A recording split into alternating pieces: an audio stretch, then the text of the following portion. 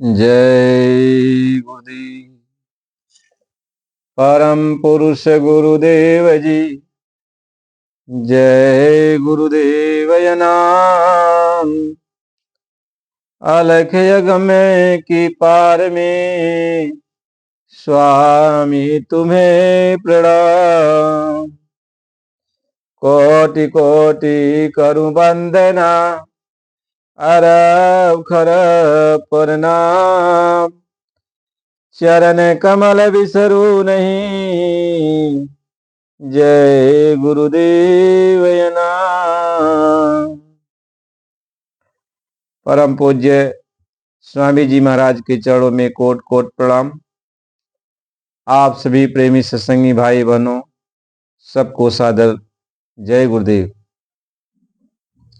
आज का ये सत्संग है, प्रेमियों ने यह प्रश्न किया और बराबर प्रश्न करते रहते हैं, और बहुत सारे प्रेमी यदि कह नहीं पाते हैं तो भी अंदर उनकी यह प्रश्न उठता रहता है। प्रश्न यह होता है, लोग ये प्रश्न करते हैं कि हम भजन कैसे करें, हमारा मन शांत नहीं रहता है, हम हमेशा अशांत रहते हैं, हम सत्संग कैसे सुने, हम भजन कैसे सुने, हम भजन कैसे करें, हम सिमरन कैसे करें, हम ध्यान कैसे करें। तो ये पूछा जाता है आखिर बात क्या है, तो लोग ये कहते हैं कि हमारे घर के लोग, हमारे परिवार के लोग जो अपने सगे हैं यही नहीं कहने देते हैं।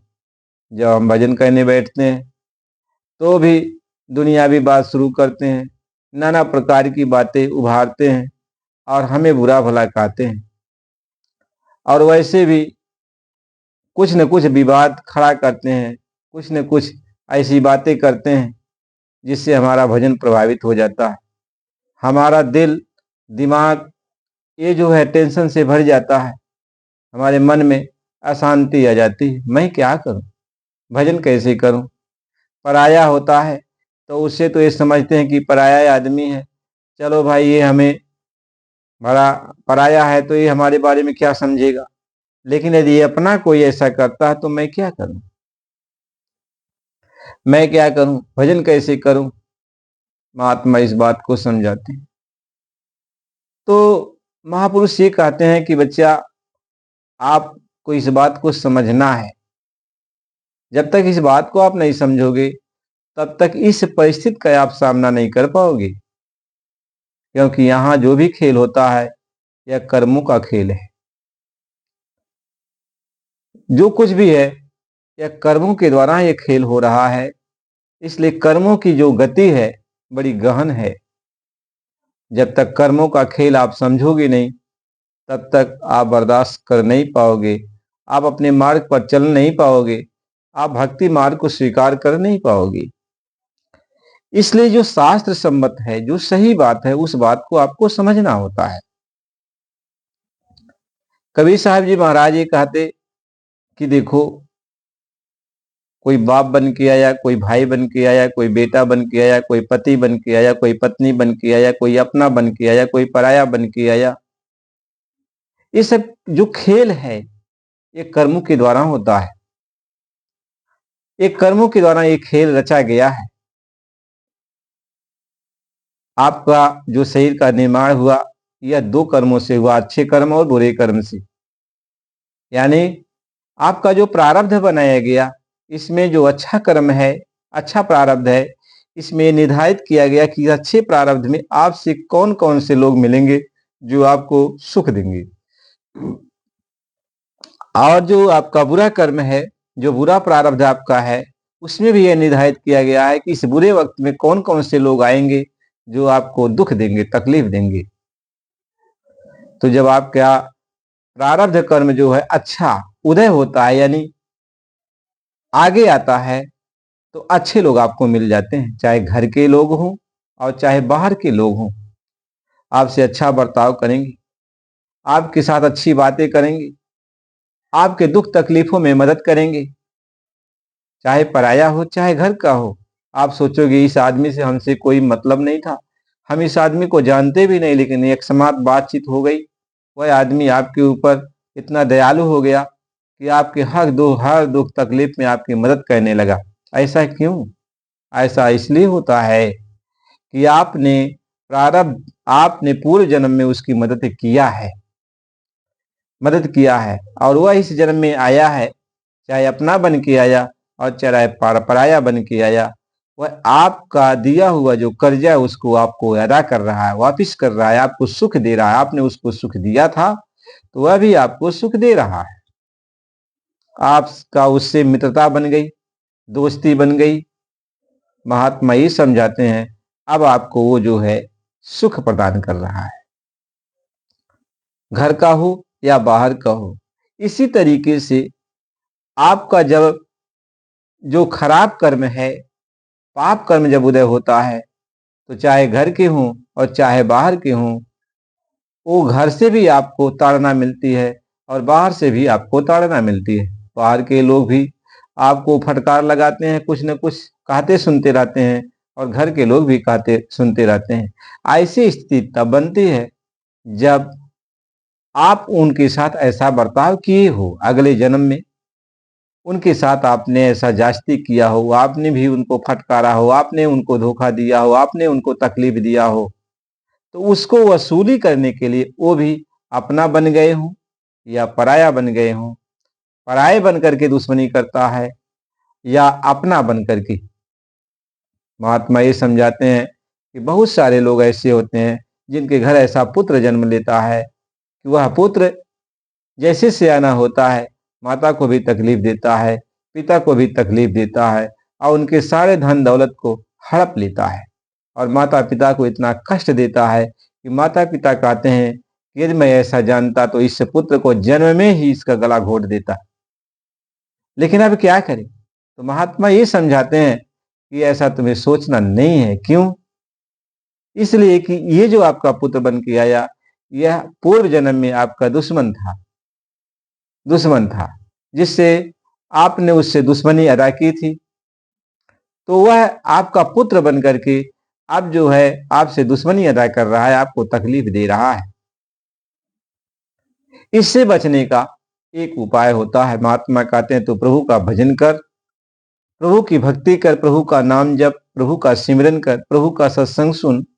इससे क्या होगा? प्रभु तुमको बर्दाश्त करने की शक्ति देंगे और तू प्रभु का भजन करते हुए, प्रभु का नाम जपते हुए तुम बर्दाश्त कर ले जाएगा और फिर आगे बढ़ जाएगा और वह अपना कर्जा भी अदा कर ले, बोल करके, गाली गलौज दे करके, कुछ बोल कह करके अपना कर्जा भी अदा करता। जब उसका कर्जा अदा हो जाएगा तो वह शांत हो जाएगा, तब वह शांत हो जाएगा।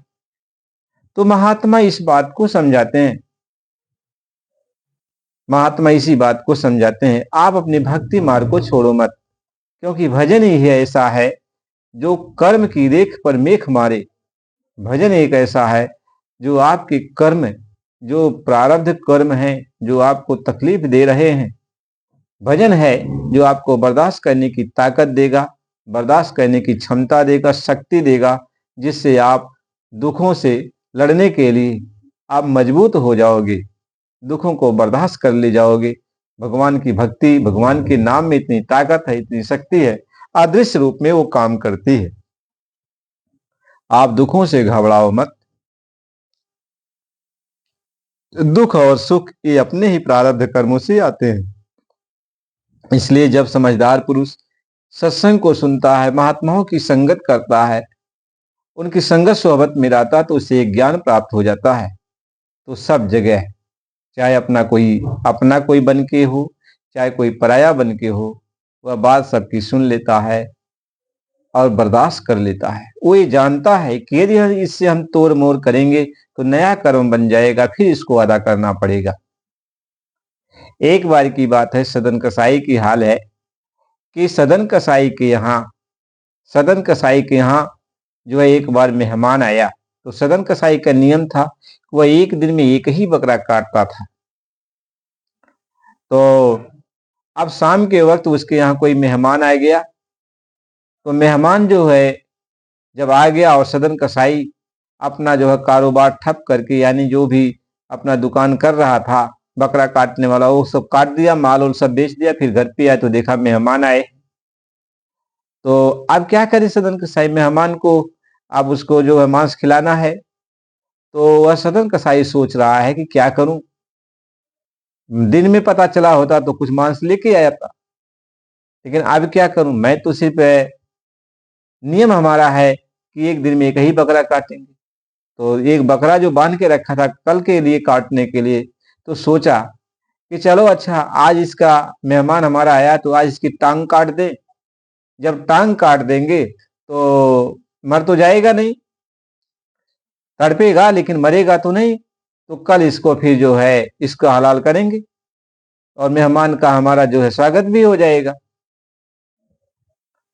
तो जो है अपना जब हथियार लेकर के वो पहुंचा, और जब उसके टांग पकड़ को काटने के लिए सोच ही रहा था हथियार, तब तक वह बकरा हंसने लगा।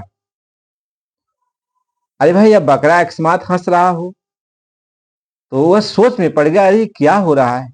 तो सदन कसाई ने कुछ सोच ही नहीं पाया। तब तक बकरा ने कहा, ऐ सदन, तू ये सोच रहा है ना मैं क्यों हंस रहा। मैं हंस इसलिए रहा हूं कि आज तक के हमारे और तुम्हारे बीच में जो कर्मों का ये लेन देन चल रहा था, यह गला की कटौवल का चल रहा था। कभी कभी तुम बकरा बनते थे तो मैं इंसान बनता था तो मैं काटता था, तो कभी तुम जो है इंसान बन गए तो मैं बकरा बन गया, तुम मेरा गला काटते थे, मेरा गला काटते थे।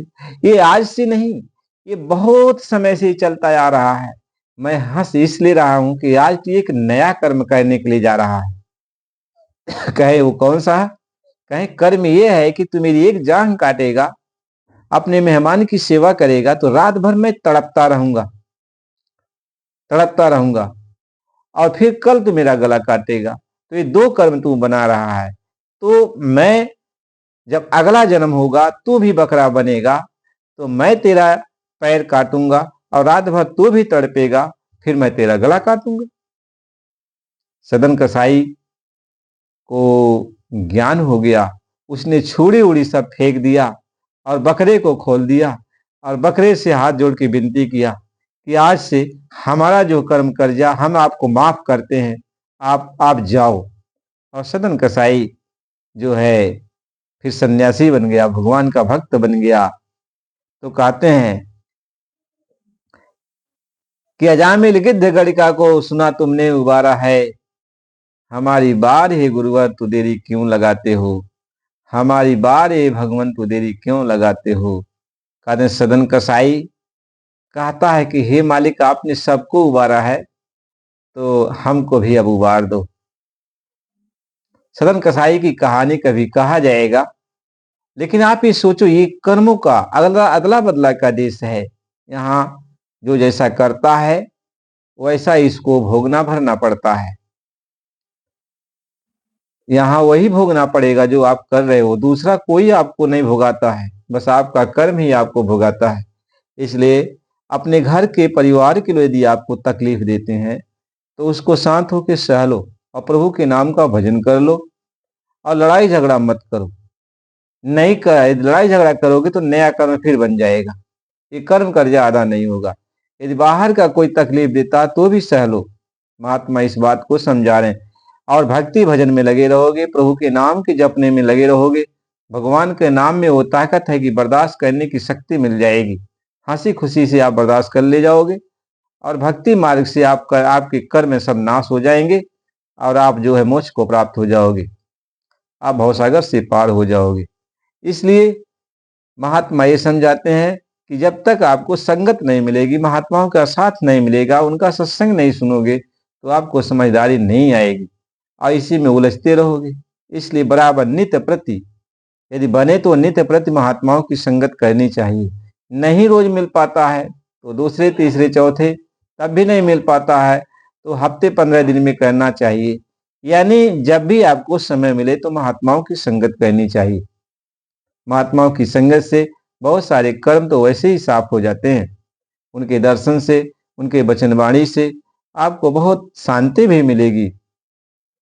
इसलिए आपसे निवेदन है, यदि आपके घर के परिवार के लोग भी यदि आपको तकलीफ देते हैं तो आप ही समझो कि मैंने इनको तकलीफ दिया था, आज मेरे अपने बन करके हमको तकलीफ दे रहे हैं, तो उनसे विवाद मत करो और अपने समय को काट लिया करो और प्रभु का भजन करो, प्रभु के नाम का जाप करो कि हे मालिक, हमको इतनी आप शक्ति दो, इतनी दया दो कि हम ये सब बर्दाश्त कर लें और आपका जो है ख्याल ध्यान छूटने न पाए।